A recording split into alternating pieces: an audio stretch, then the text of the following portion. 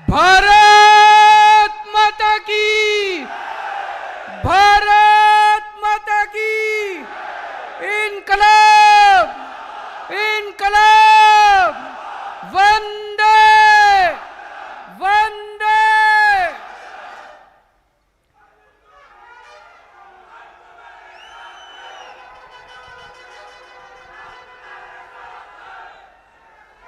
कर्नाटक के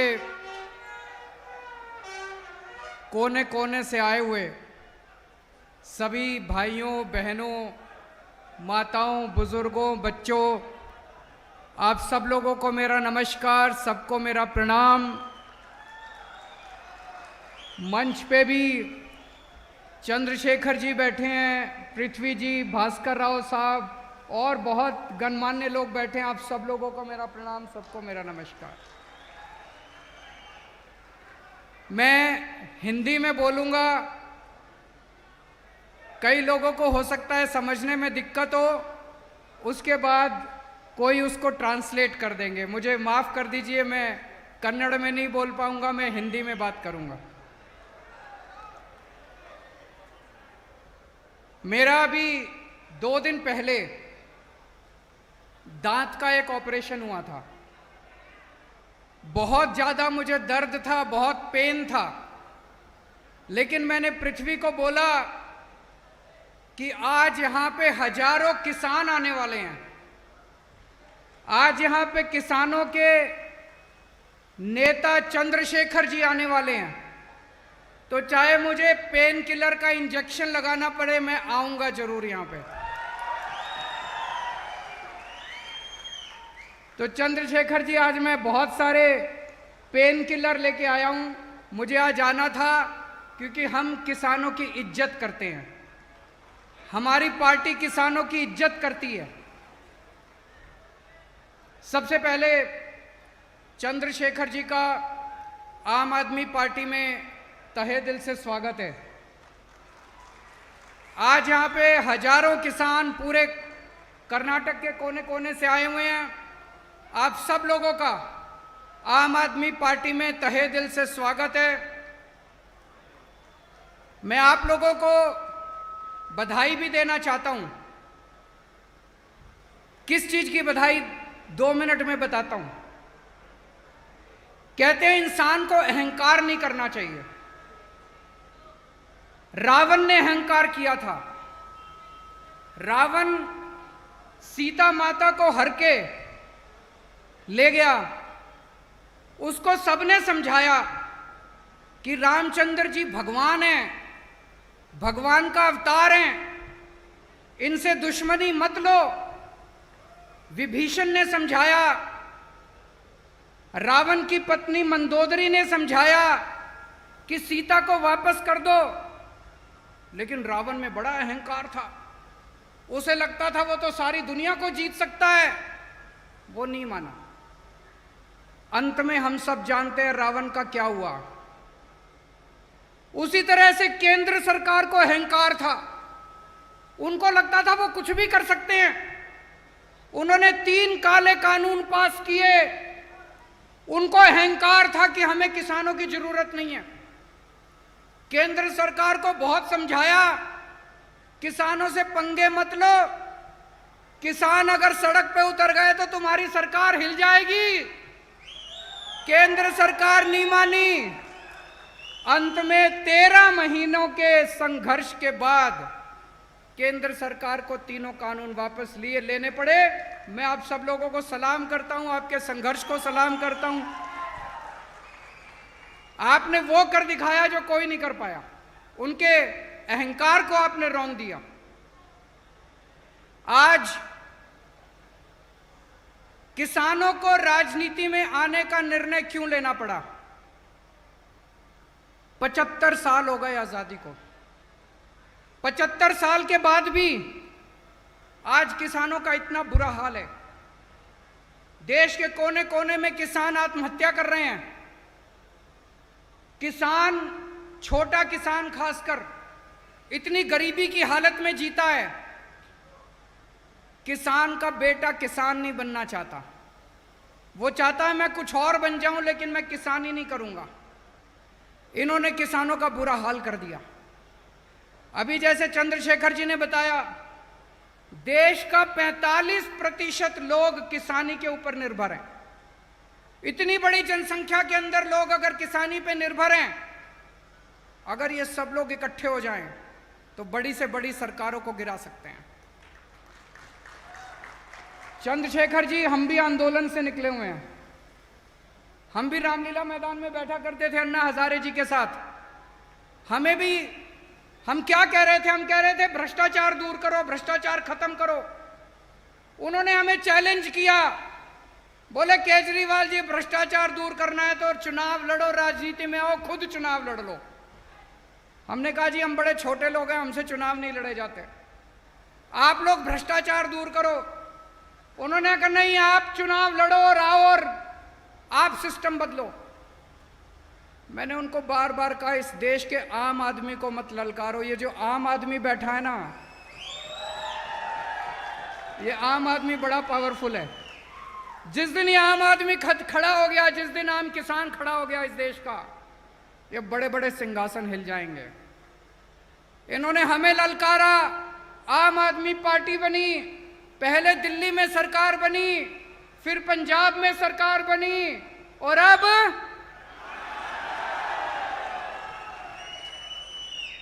कर्नाटक में सरकार बनानी है। बनानी है कि नहीं बनानी है? दोनों हाथ खड़े करके बताओ, कर्नाटक। अभी मैं सुन रहा था, चंद्रशेखर जी बोल रहे थे इसके पहले वाली सरकार 20% की सरकार थी, अभी वाली सरकार 40% की सरकार है, दिल्ली में 0% की सरकार है। और ये मैं नहीं कह रहा, दिल्ली में कट्टर ईमानदार सरकार है, एक पैसे की रिश्वत नहीं लेते, एक पैसे की। इस बात का सर्टिफिकेट मैं हमारे देश के प्रधानमंत्री नरेंद्र मोदी जी से लेके आया हूं कि केजरीवाल सबसे ईमानदार आदमी है। कैसे?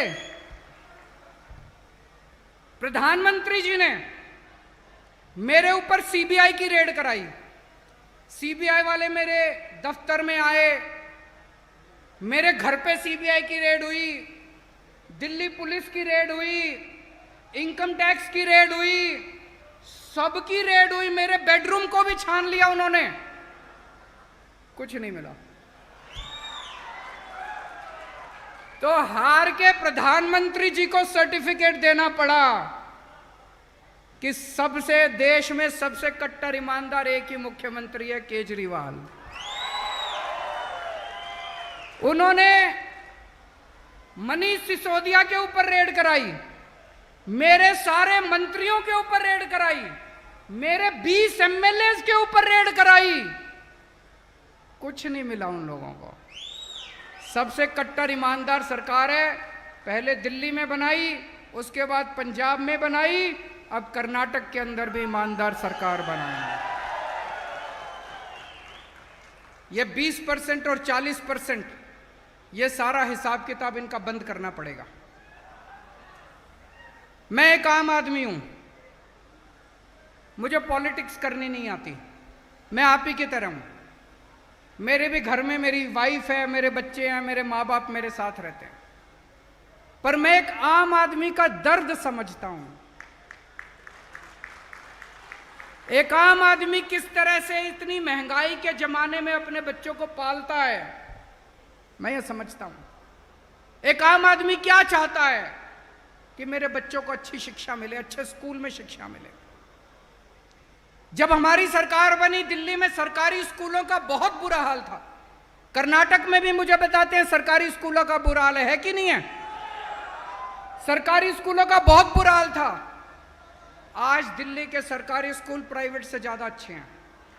5 साल के अंदर, 5 साल में हमने दिल्ली के सरकारी स्कूल बदल दिए। इस साल सरकारी स्कूलों का, दिल्ली के सरकारी स्कूलों का 99.7% रिजल्ट आया है। 99.7%। मैं आप सब लोगों को इनवाइट करता हूं, आप दिल्ली आइए, दिल्ली आके हमारे दिल्ली के सरकारी स्कूलों को देखिए, शानदार सरकारी स्कूल। सरकारी स्कूलों में स्विमिंग पूल है, लिफ्ट हैं, शानदार ऑडिटोरियम है। आपने प्राइवेट स्कूल ऐसे नहीं देखे होंगे जितने अच्छे सरकारी स्कूल।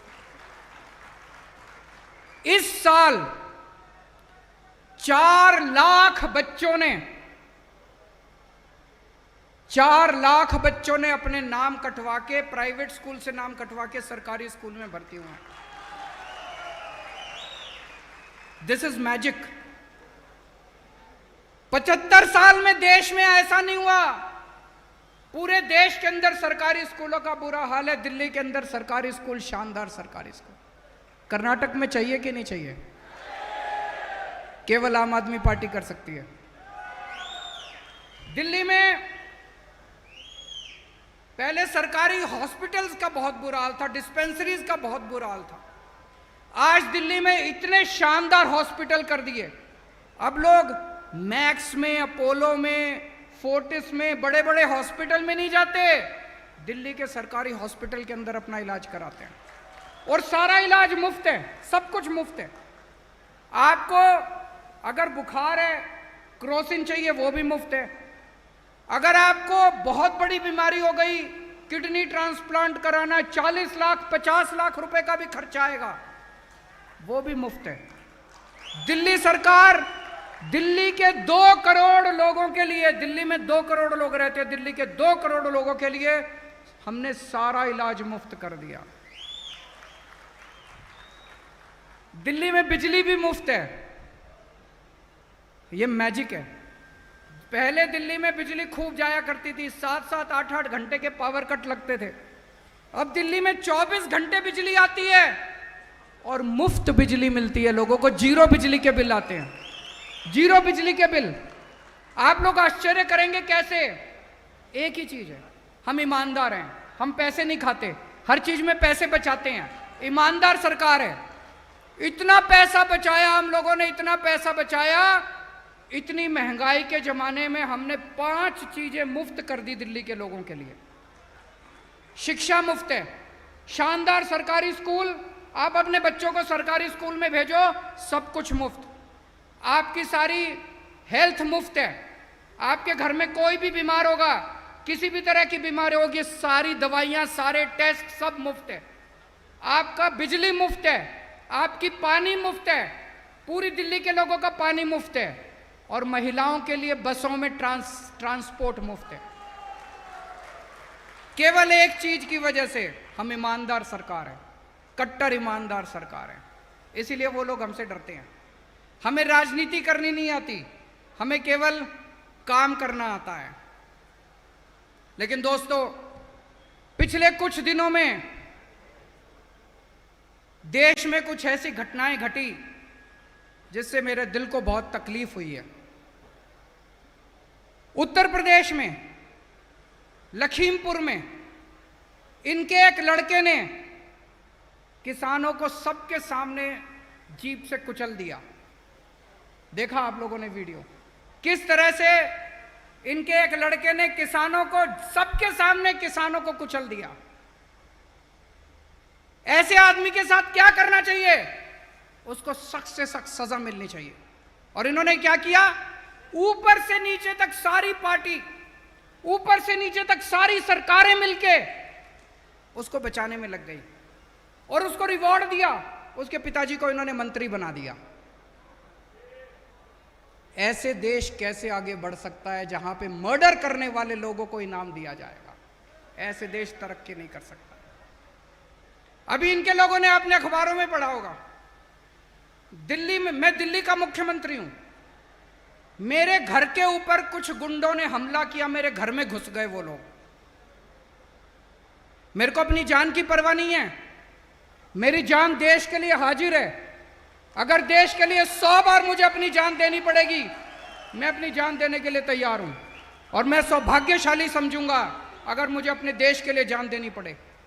लेकिन उस दिन जब ये सारे गुंडे मेरे घर के अंदर घुसे, मैं भी घर में नहीं था, मेरी वाइफ भी घर में नहीं थी, मेरे बच्चे भी घर में नहीं थे, मेरे बूढ़े माँ बाप घर में थे। इन्होंने क्या किया? उन्होंने उन गुंडों को सजा नहीं दी, अगले दिन इन्होंने उन गुंडों को अपनी पार्टी में शामिल कर लिया। ऐसे देश कैसे आगे बढ़े? पूरे देश में कहीं गुंडे, लुच्चे, लफंगे, जाहिल, गंवार लोग जो होते हैं वो एक ही पार्टी में जाते हैं। कौन सी पार्टी में जाते हैं? कौन सी पार्टी में जाते हैं? पूरे देश में कहीं कोई बलात्कार करता है, ये लोग बलात्कार करने वाला का स्वागत करते हैं, उसकी शोभा यात्रा निकालते हैं। एक छोटी सी बच्ची का बलात्कार हुआ एक राज्य के अंदर, इन्होंने बलात्कारियों को रथ पे बिठा के उसकी शोभा यात्रा निकाली। कहीं पे बलात्कार होता है, ये सारे पहुंच जाते हैं इनकी पार्टी वाले उनकी। ऐसे देश कैसे तरक्की करेगा? ऐसे देश आगे नहीं बढ़ सकता। हमें गुंडागर्दी करनी नहीं आती। आम आदमी पार्टी शरीफों की पार्टी है, आम आदमी पार्टी देशभक्तों की पार्टी है, आम आदमी पार्टी ईमानदार लोगों की पार्टी है। हमें गुंडाई करनी नहीं आती, हमें स्कूल बनाने आते हैं। हमें लफंगाई करनी नहीं आती, हमें दंगे करने नहीं आते। पूरे देश में दंगे हो रहे हैं, कौन करा रहा है ये दंगे? कौन सी पार्टी दंगे करा रही है? सारे जानते हैं कौन सी पार्टी दंगे करा रही है।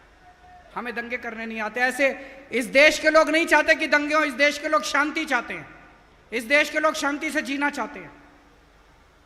अगर आपको दंगाई चाहिए तो उनको वोट दे देना, आपको स्कूल चाहिए मेरे को वोट दे देना, अगर आपको गुंडागर्दी चाहिए उनको वोट दे देना, अगर आपको अस्पताल चाहिए केजरीवाल को वोट दे देना। मेरे को दंगाई करनी नहीं आती, मेरे को गुंडाई करनी नहीं आती। स्कूल बनाने आते हैं, अस्पताल बनाने आते हैं, सड़कें बनानी आती हैं, बिजली देनी आती है, पानी देनी आती है, कट्टर ईमानदार सरकार देनी आती है हम लोगों को। दोस्तों, आज मैं बेहद खुश हूं। आज इस मंच के जरिए, जैसा चंद्रशेखर जी कह रहे थे, ये एक तरह से इतिहास रचा जा रहा है। मैं पूरे देश के किसानों का आह्वान करता हूं, आइए पूरे देश के किसान आम आदमी पार्टी ज्वाइन करें। आइए मिलके, जब तक इस देश का किसान खुशहाल नहीं होगा तब तक हम लोग चैन से नहीं बैठेंगे। भारत माता की इनकलाब, इनकलाब।